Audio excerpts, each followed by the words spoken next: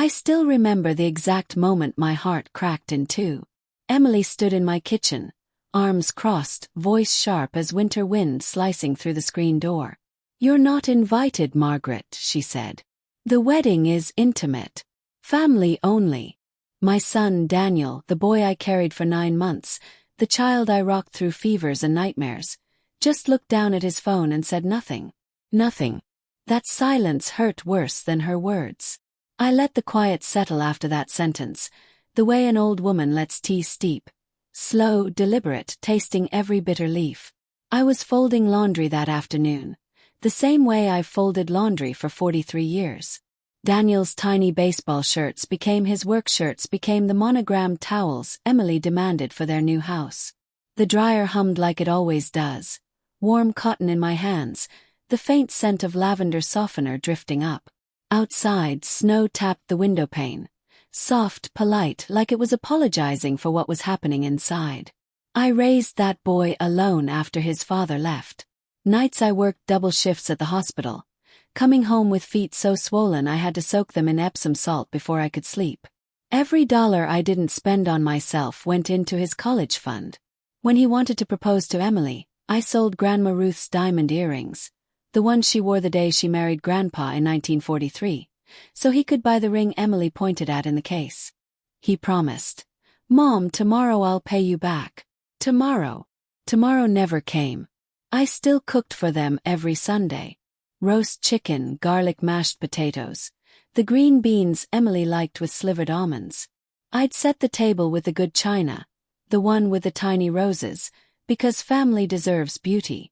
Daniel would kiss my cheek, say, "Thanks, Mom, smells amazing," and Emily would smile, that thin smile that never reached her eyes. After dinner she'd whisper loud enough for me to hear, "We really can't keep eating like this, babe. Carbs." I'd wash the dishes alone while they scrolled on their phones in the living room. When I got sick 2 winters ago, pneumonia that put me in the hospital for 9 days, Daniel texted, "Hope you feel better." Emily posted beach pictures from Aruba. I came home to an empty fridge and a stack of bills. The nurse told me, "Margaret, you need help." I laughed until I cried. Help. I was the help. The wedding invitation never came. I found out from my neighbor Gladys, who saw it on Facebook. Intimate ceremony. 50 guests. My only child was getting married and I wasn't family anymore. I sat at my kitchen table that night, the one my father built in 1962, tracing the knots in the wood with a trembling finger. The house was too quiet. The grandfather clock ticked like it was counting down to something. I thought about every Christmas I strung lights alone so Daniel would wake up to magic. Every baseball game I sat through in the rain. Every time I said, "It's fine, honey, you go have fun with your friends," when what I wanted was one evening with my son. Something inside me shifted. Quiet, final, like a door closing in a house you know you'll never enter again. The next morning I called my lawyer. I was on the deed of their house. My house, the one I signed over to them so they could get a better mortgage rate. I was still on the joint account I'd been adding to every month for their future. I removed my name from everything. Quietly. Legally. No yelling. No scene. Just papers signed in blue ink and a notary's stamp. I changed the locks on my own front door, the little blue house I'd lived in since 1981. I packed away the photo albums in the attic. Daniel's baby pictures, his first haircut curl, the hospital bracelet from the day he was born. I kept one photo. Me holding him the day he came home from the hospital, both of us crying, both of us knew. 3 weeks later the phone rang. Daniel's voice cracked like ice on a puddle. "Mom." The bank called. They said the house title changed. "What did you do?" Emily screaming in the background. "She can't do this. That's our house." I let them talk until the words ran out.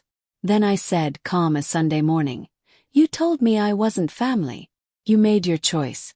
Now I've made mine." He came to the door 2 days later, eyes red. Emily behind him clutching her designer purse like armor. "Mom, please. We're sorry. We didn't mean it.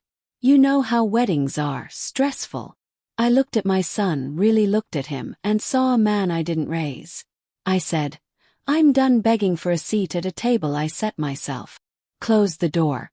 Turn the lock. The click sounded like freedom. Now the house is quieter, but it's my quiet. I drink coffee on the porch in the mornings and watch the sunrise paint the sky the color of peach preserves. I planted roses along the walkway, deep red ones that smell like my mother's perfume. I joined a book club. I go to the senior center on Thursdays and dance to songs I loved in 1978.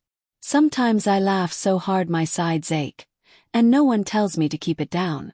The china with the tiny roses sits in the cabinet, waiting for people who know what family means. I wear Grandma Ruth's earrings again.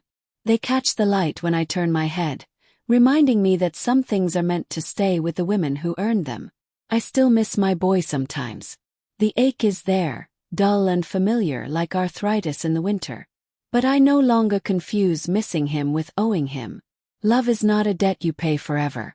Love is a gift, and gifts can be taken back when they're thrown on the floor. So if you're listening and your heart is heavy because someone you poured your life into has turned cold, hear me. You are allowed to close the door. You are allowed to keep the key. You are allowed to save the best pieces of yourself for you. Table is yours now. Set it beautifully, and sit down.